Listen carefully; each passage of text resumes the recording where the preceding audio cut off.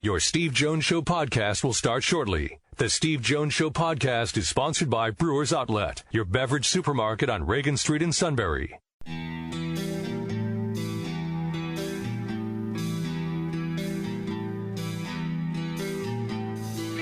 Sports talk where your voice counts. This is the Steve Jones Show on News Radio 1070 WKOK.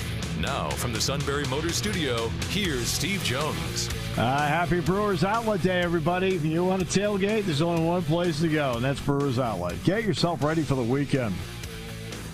Imports Domestics Microbrews, the best selection of beer anywhere. Wine coolers, water, soft drinks, lots and lots of snacks.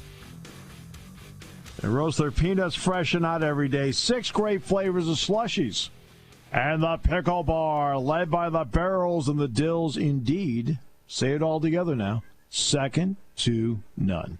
It is all at Brewers Outlet, Reagan Street in Sunbury, the beverage supermarket. And we're in the Sunbury Motors studio. Sunbury Motors, 4th Street in Sunbury. Sunbury Motors Kia, routes 11 and 15 in Hummel's Wharf. And online at sunburymotors.com. Ford, Kia, Hyundai, best in new inventory. Great pre-owned inventory with the Sunbury Motors guarantee. It's all at Sunbury Motors, 4th Street in Sunbury. Sunbury Motors, Kia, routes 11 and 15. Hummel's Wharf online at sunburymotors.com. Nate Bauer of Blue White Illustrated in a moment. First, our play-by-play call of the day. Tony La Russa guides the White Sox to the division title. Here's the 1-2. Swing and a miss. Sox win the division. They are the American League Central champions. A few hugs, but it's pretty low-key right now on the field, and a lot of handshakes and hugs in the dugout. This does not surprise me, Lynn. I guarantee this is a club that came together and said this is unfinished business. The feeling has had to have been we're going to win the division, but we're not stopping there. And I'm not going to say that that came right from the leader, Tony La Russa, but I have a feeling that he had something to say, leading his club to believe we got a lot more baseball to play and a lot more great things to accomplish. Yep, and that's where they are. They're in the playoffs. I mean, it's not unexpected because they've just dominated the division all spring and summer, now here into the fall, but the White Sox become the first team to clinch a division title. I mean, imagine the Giants that won 1 billion games. They still haven't clinched. All right. I mean, they're clinched the playoff spot, but not the division. All right. Time now to turn our attention to Nate Bauer, Blue White Illustrated. Nate, great to have you with us. First of all, how you doing? Oh, my goodness, I'm great. It's beautiful. Yeah. Football is happening. It's like normal. I'm in a much better place, Steve. I don't know about you. It's officially autumn, too, yes. You know what? Everybody's in a much better place. It's just nice. You know, we're doing it. It's back. I appreciate it more than I did. Really? So, for sure. Sir, no, seriously. Sure. I mean, nah. I've told people that's not, for me, that's not true because I always appreciated it. I don't know if I would say that I stopped appreciating it, but I resented it last year. Oh, well, I'm not talking about last year. Last year was bad. Yeah, no, I mean, and that's where I'm coming from, is last year was such a it was so hollow. It felt so mercenary, right? Like, just do it, just right? Like, the show must go on. And so the job very much felt like that. Yeah. Whereas, you know, you do this for a long time. You've been doing this for forever. So, I mean, the fact that you come at it with the appreciation and the intensity that you've always had and the enjoyment of it that you've always had is a testament to that. But for me, it was like, whoa, this stinks. Let's play golf. Yeah. You know? But now it's like, oh, it's captivating again. It's all of the things that are good that maybe get caught up in, you know, year 5 turns into year 17. right? Like, Yeah. it's just that's just the nature of the beast. Is all the years kind of start to blend together, but this year is not one of those years. It is a full appreciation from Nate Bauer this year. Let me add about this end of it. Ball State was the largest opening day crowd for Penn State since 2008 when they played Coastal Carolina. Yep. Last week was a sellout, which everybody knew was going to happen anyway. They got within, 42 of 110,000. Yep. This week there are fewer than 1,500 tickets remaining for this. What are we seeing here? Is this we missed it that much? We're enamored with this team.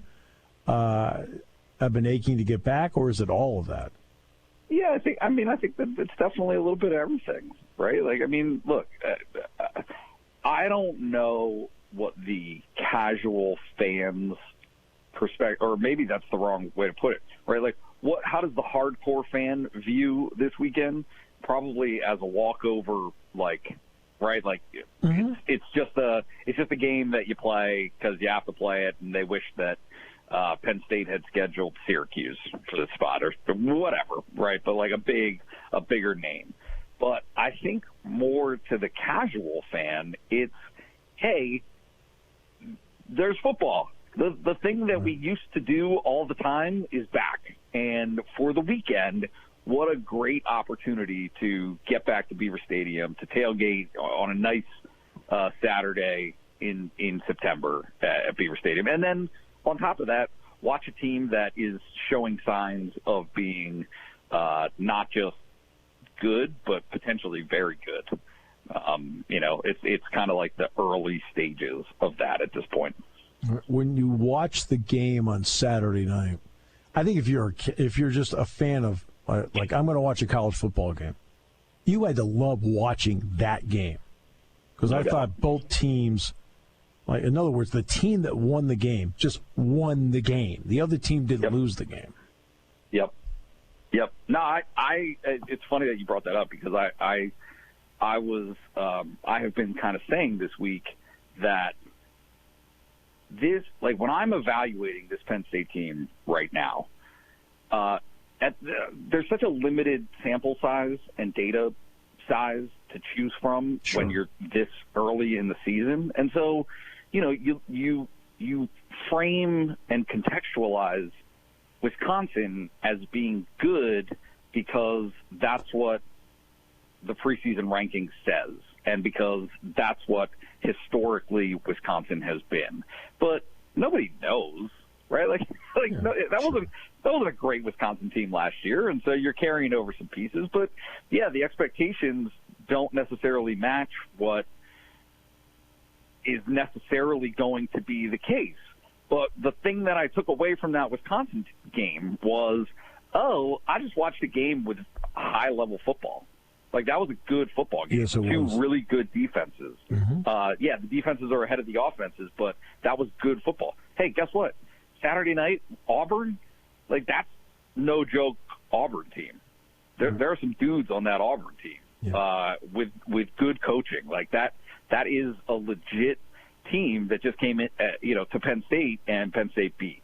And so I think like, of anything, that has been my primary takeaway from this early part of the season for Penn State is they not only did they win those games against programs that matter and that are relevant, but those programs that matter and relevant put good teams on the field.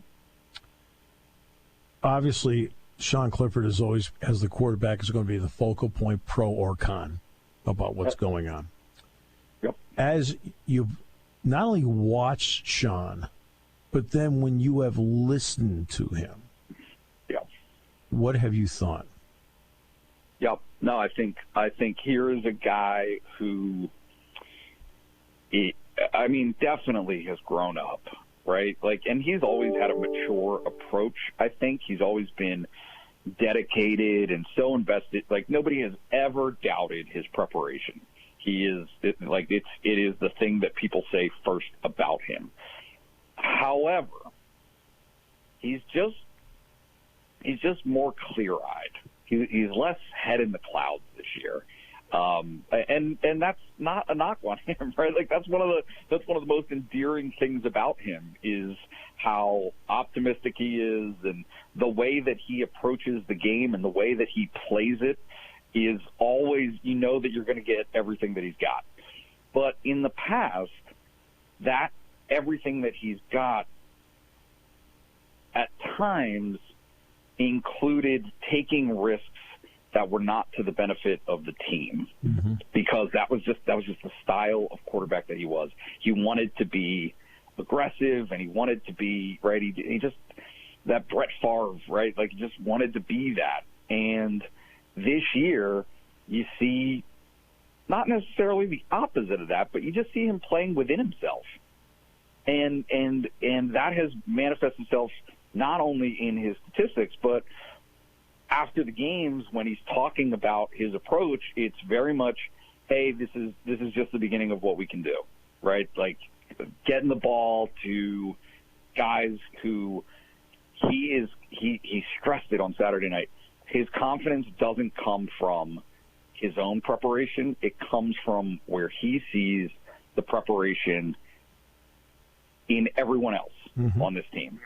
And that's a huge distinction. That's a huge differentiator for him to say that. Like, he is exuding that confidence, but it's not about him. It's, hey, he can go out and be the player and the person that he is, not have to exceed that or play outside of that bubble, right, or of what he's capable of doing and doing well.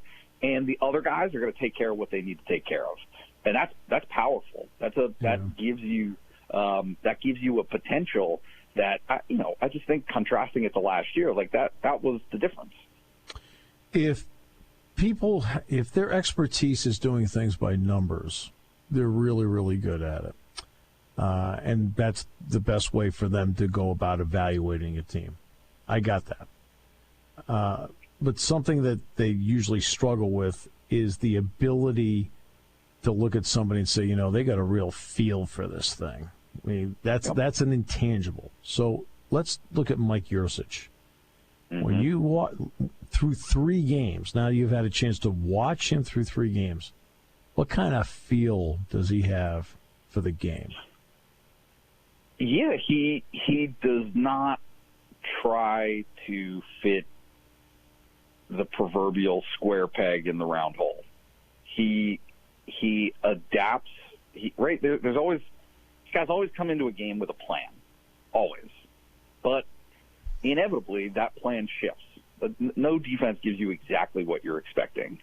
And the thing that Mike Yurcich does well, as he's demonstrated through 3 games, is he can take whatever that mix-up is, whatever the different look is that he's getting, and adjust to it. And then on top of it, make the right calls at the right time, like these very precise things.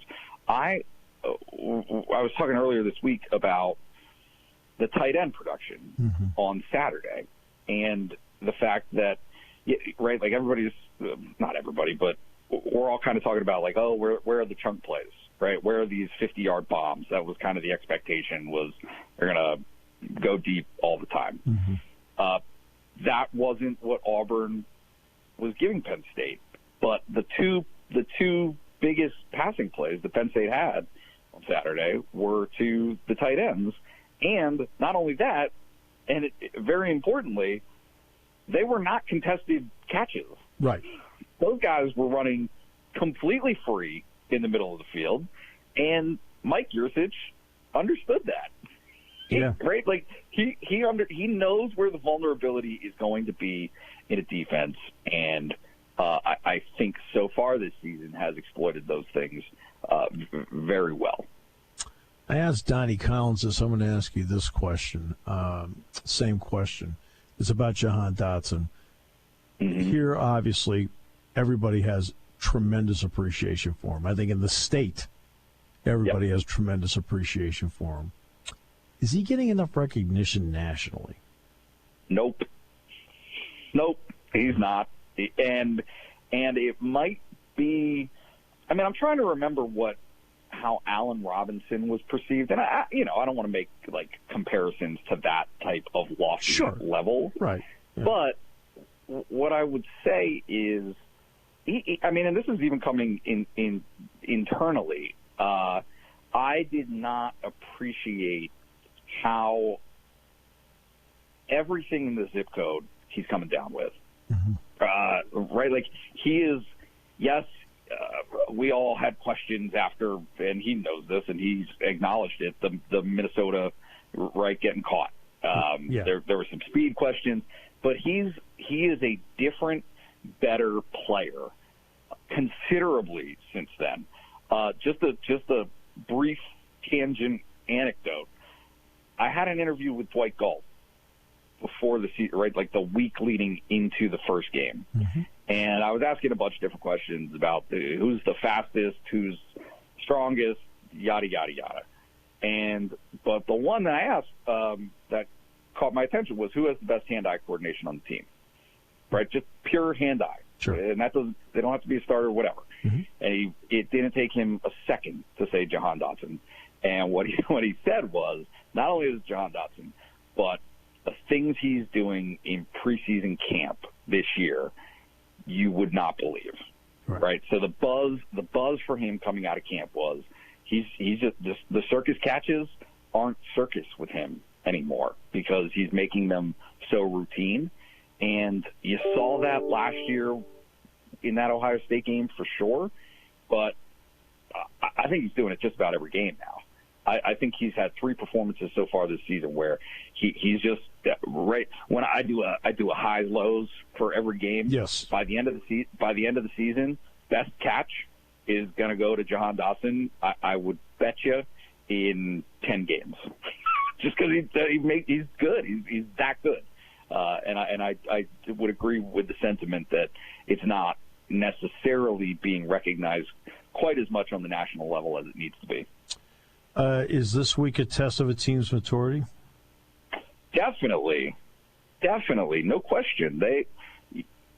There are. Look, like you want to play. You want to not go out of your mind, right? Like, so you don't want to take your foot off the gas, but you need to go out, and it is critically important for them to have a comfortable win so that they can get backups reps. Right. From a program development side of things. And that's next year and years beyond, but that's this year as well. Right. Because if you look at the rest of the schedule, where are the cupcakes? Right. Like, where are those opportunities? James Franklin talks about, and he was asked this last night, about how the approach to red shirts changes at all, or getting reps for depth, I guess, how that changes when your non-conference schedule is what it is this season, right? You have this non-traditional start to the season with Wisconsin on the road, a contender for MAC, to win the MAC in Ball State, and then a traditional power in Auburn coming into Beaver Stadium. And he acknowledged that it has changed, right? It has shifted. There are not the chances that you would normally see at the beginning of the year to get your third and fourth string players who are broadly young an opportunity to play. And I don't really see that changing through the rest of the season. So, the way that James Franklin likes to get his subs in the game. Yep. He doesn't want to do it until the game is well out of hand. Uh-huh. Yeah, he wants it to be, right? Like, he does not want to have to call up the starters at the end of the third quarter because it became a game. And so that makes their performances in the first and second quarter that much more important this week to be vigilant, not see this early game as a cakewalk, not see an FCS opponent as something less than. Right. This is a good FCS opponent, no doubt, on that level. And so if they don't approach it with that mindset, they're going to have problems. But the converse to that is pretty obviously Penn State's approach through 3 games this season has all been mature. They have already demonstrated that they have that element in their approach. Well, great to hear the passion back for you. Yeah, so it's fun. It's fun. We're back. I know. And look, it makes having the crowds back makes a gigantic difference. It makes a difference just walking through the parking lot. It makes a difference when you're sitting in the booth. It makes a difference just seeing the way people are reacting, the sense of, quote, normalcy, the passion, a lot of it. It's all coming into play. It is so – the disconnect to me last year between what I was perceiving happening – like losing doesn't make a team not interesting. Losing teams can be very interesting. What made last year so hard to bridge the gap was the things that were happening internally weren't being appreciated because those fans didn't have an opportunity to see it for themselves. That's right. They didn't have an opportunity to see just how gutted that Penn State team was from a personnel standpoint. It was just, it's business as usual. Nothing at all was business as usual. And so because of that, it was a constant education or trying to educate as to just how bizarre and kind of ridiculous, to be honest with you, the circumstances were. And so to move past that, I'm talking to fans now who understand. They get it. And that makes all the difference in the world. You always make a difference for us. Thank you so much, my friend. Appreciate you. I really do. I appreciate you very much. You know that. Anytime. And you too, my friend. Nate Bauer, Blue White Illustrated. Refreshing. King in the next half hour. Today's show brought to you by Brewers Outlet. Reagan Street in Sunbury on News Radio 1070 WKOK. Taking your calls at 800-795-9565. This is the Steve Jones Show on News Radio 1070 WKOK. Now, from the Sunbury Motors Studio, here's Steve Jones. Today's show brought to you by Brewers Outlet, Reagan Street in Sunbury, the beverage supermarket. Imports domestic microbrews. Best selection of beer anywhere. And not only that, start getting ready for your tailgate right now.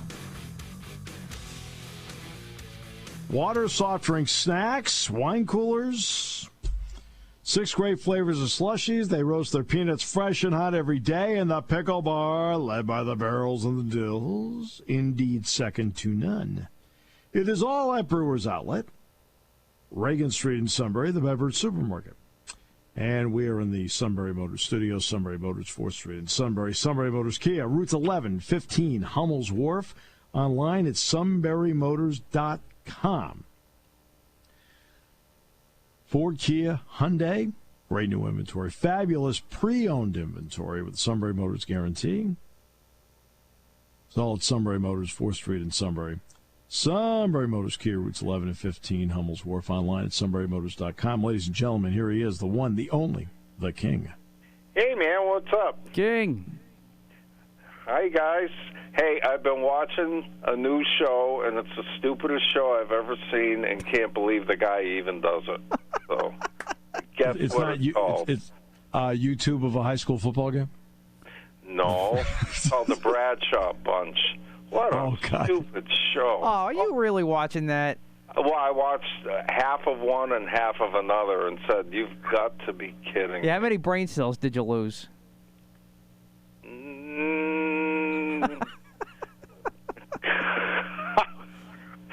I don't know. That speaks for itself. My God, go on a diet, number one. You can't even walk. I don't know why he would do a show like that. Get the lingerie on the deck. Call the janitor. I have a 5-letter word that will tell you why he did that show. Oh, money. Paper, baby. Lots of paper. Yeah, but does he need money that bad? Paper. No, because he's making more money not doing highlights correctly on Fox for years and years and years. Yeah, I mean, he's got to be. The house is beautiful that they live in. The property. Bitter group. I mean, he's paid something for it. I just can't believe he would belittle himself like that. They make him look like an idiot. And maybe he is an idiot. I don't know. I don't believe he is. I think it's a lot of shtick. But he stood me up one time for an interview. He stood you up? Yeah. I was a newspaper reporter in Lebanon, PA. Yeah. And he came to do an appearance at some gas station or whatever. It was a sponsorship thing. We asked him to do an interview. They all said, "Oh, no, Mr. Bradshaw's not doing interviews." Oh. Come on, man. He should have done the interview. Yeah. My gosh. I'm stunned that somebody of his status would stoop. You just watch 10 minutes of it, and you'll know exactly what I'm talking about. I'll take your word for it. It's really good. So, and Big Brother almost came to blows last night. First time ever. Guy got evicted, and he was mad at the other guy, and then the other started calling the other guy out, and then started saying something about his nephew, and he said, "Don't say his name." And then the guy dropped his hands and clenched his fists. I was like, "This is great, live TV." And then Julie Chen started yelling at him.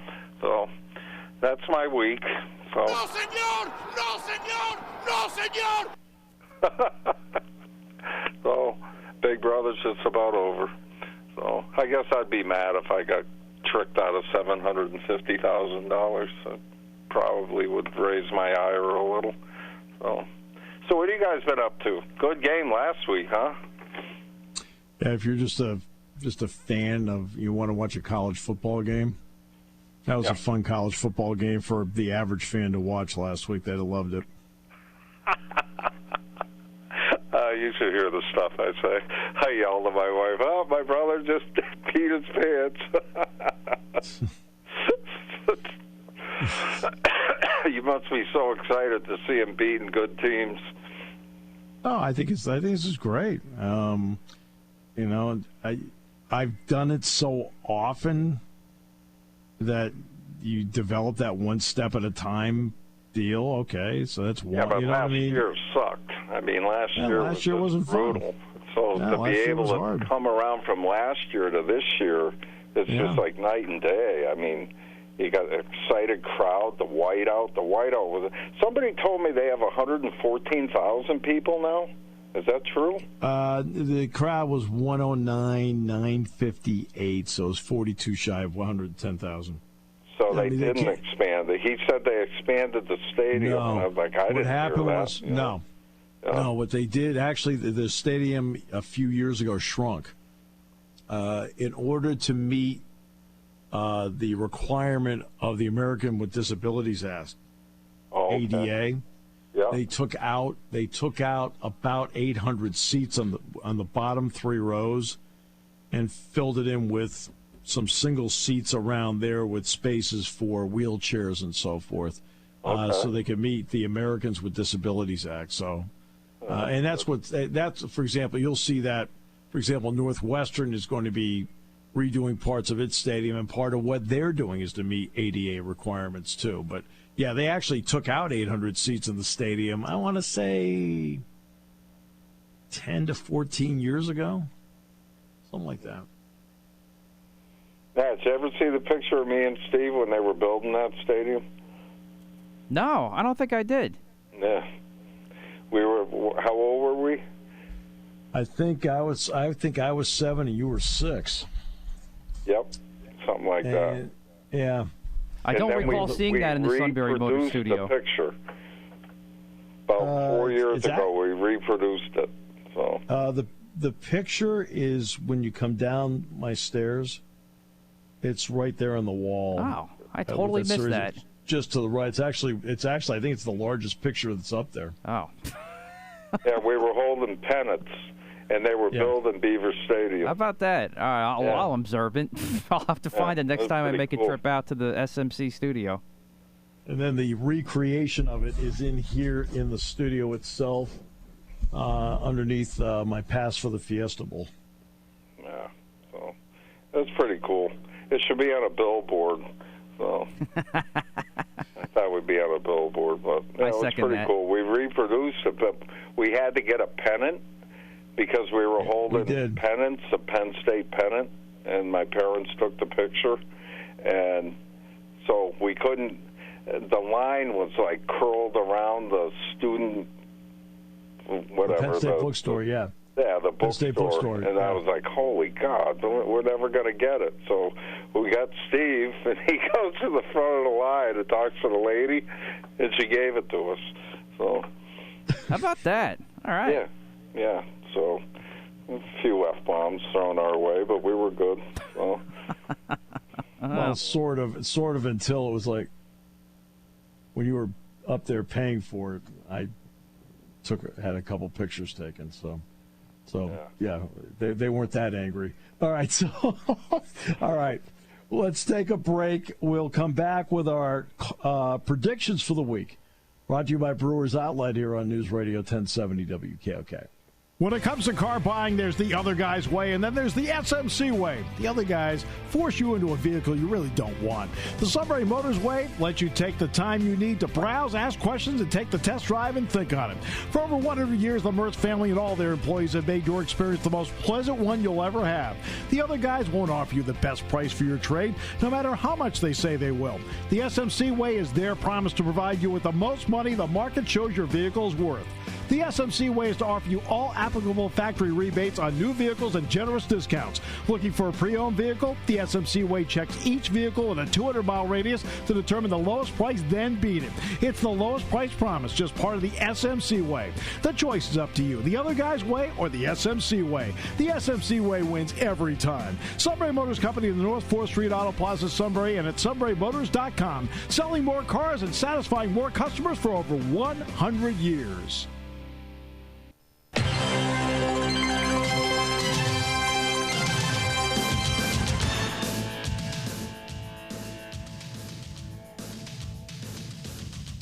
All right, here we go. All right, so last week we actually had our exact same records. Steve was 6-2, now 21-6. I went 5-3. I'm now 18-9. King was 4-4, is now 15-12. So there you go. Over 500. That's right. Still sticking that way. All right. First, within striking distance. Yes, we all are at this point. Starting with Texas A&M at Arkansas. Steve. Number one, the game is not at Arkansas. The game is at Jerry World. Arkansas is trying to... They took their home game and moved it there because they recruit Texas. I like the way Arkansas is playing and running the ball. I think it's going to be a low-scoring game. I'm going to go with Arkansas in a mild upset. Okay. King? I also took Arkansas. Wow, okay. Yep. I'm sticking with A&M. I do have concerns about A&M trying to stop Arkansas's run game. And that'll be the way they will win that football game if they do win. But I say A&M makes a play late. Good pick. There you go. All right. Next one. Big 12 matchup. WVU at OU. King. That's a tough one. I took West Virginia. Ooh, all right. Yeah. Wow. Yeah, well, Oklahoma, I mean, they haven't done anything that's just... I believe Oklahoma's one of those teams that always gets anointed a high seed, but by the end of the year, they're pretty good. But I think they got quarterback issues right now. So, Steve? A big part of me is with Kev on this. I'm going to pick Oklahoma because I just think they got more. But gee whiz, you look at Oklahoma. They're supposed to be this dominant deal, and Spencer Rattler has not played well. But I'm going to stick with Oklahoma because I just think they got a little bit more talent. I agree. They haven't looked great, but just for that reason, I think the talent will find a way to eke out a close game. But yeah, OU, not great. I'm drawing a blank, but West Virginia had a huge win last week. Who they played? Was it Virginia Tech? Yes. And I mean, they blew them out. Virginia Tech's pretty good. So. All right, next one. Big Ten opener for Rutgers and Michigan. Steve. Michigan big. Difference, turnovers. King?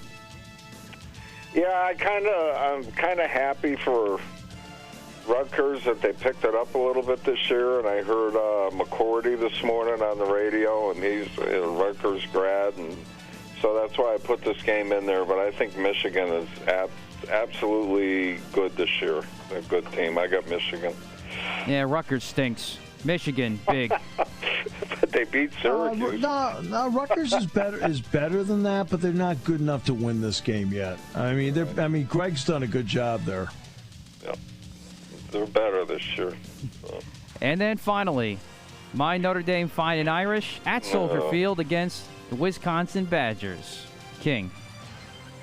Well, I voted against Notre Dame last week, and I was seriously wrong.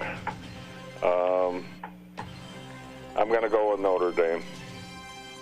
Steve? Wisconsin, they're a better team.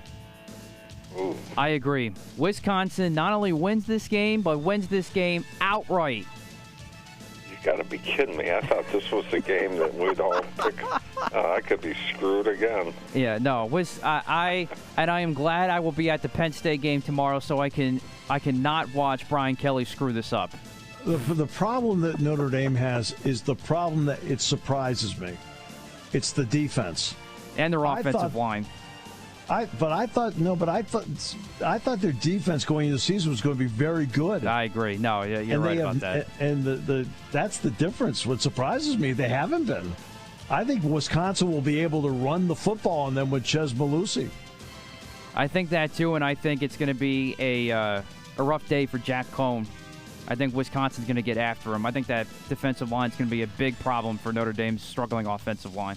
And those linebackers, the Wisconsin linebackers are very good. Jack Sanborn is a heck of a player. Yeah, ND is not a top 10 team, barely a top 15 team. We'll find that out on Saturday. Please, can I change my pick? Yeah, and that game, by the way, is at Soldier Field. Exactly. So. Yeah. I got Notre Dame Fighting Irish. Rudy. Don't get him started with the offsides. Rudy's offsides, babe. Ah, jeez.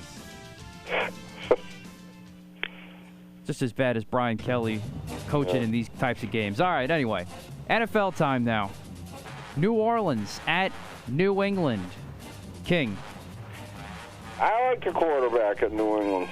I mean, he's got a ways to go. He's got to start stretching the field a little bit. But New Orleans, I have no idea how good they are. They come out and they just destroy Green Bay, and then they come back next week and get their butts kicked. So I'm going to go with New England at home because they're getting ready for Tom Brady. But the quarterback is good. Mac Jones is good. I'm right there with you, King. You're on your A game this week. I have no idea what to think of the Saints. I'm going to go with New England's, but I do know is New England's defense is still pretty good, and I think they're going to force some more turnovers on Mr. Jameis. So I'll go with the Pats at home. Steve. Patriots. All right. That's our second clean sweep. Sorry, we all took Michigan earlier from the college picks. All right, Sunday Night Football, Green Bay at San Francisco. Steve. 49ers defense, which was decimated a year ago, is now back. Bosa, Fred Warner is just a fabulous linebacker. Bosa, of course, Nick is a great player too. 49ers. I got the Niners too, and I guess my quote-unquote upset of the week, if that's even an upset. For Green Bay, there's still something wrong with this team. There's something still off. And I really like the way the Niners are playing right now. Fred Warner was a beast last week against the Eagles. Niners take a win at home. Go 3-0. King? Yeah, I think the Niners are very well coached. They're very balanced. Green Bay struggled against Detroit in the first half. That was a game. It was a good game. And then it just fell apart for Detroit. I don't know what happened at halftime, but I'm not convinced with Green Bay at all. I think there's issues with Rodgers and the rest of the team. So Also agreed there with that. Yeah, I got San Francisco. All right, now we go to the game of the week, possible NFC Championship preview. Tampa Bay at the Rams. King. I got to ride Brady. Their defense surprises me that they're really struggling this year. So far, they're outscoring teams. But Brady is, what's he got, 9 touchdown passes in 2 games? I got Tampa Bay. I'm sticking with the Bucs, too, in a defensive battle. Brady gets a last-minute shot and gets the dub. Tampa Bay. All right, there we go. Clean sweep with the Bucs. Next week, baby. Tom Brady goes home to New England. Man, I can't wait for that. Tampa Bay. It'll be wild. Yeah. Tampa Bay. Yes. Totally agree. Big time. And then finally, Monday Night Football. First time we included them in our pick'em this year. Eagles, Cowboys. Steve. Not competitive, Dallas. He would never take them before. They're playing the Eagles. They're not playing the Giants. No, you don't even pick them over the Giants. Well, have you seen the Giants play? It made it fun. How we put them in each week. But, right now the Giants, as our high school coach would say, couldn't beat the Little Sisters of the Poor. LaManna.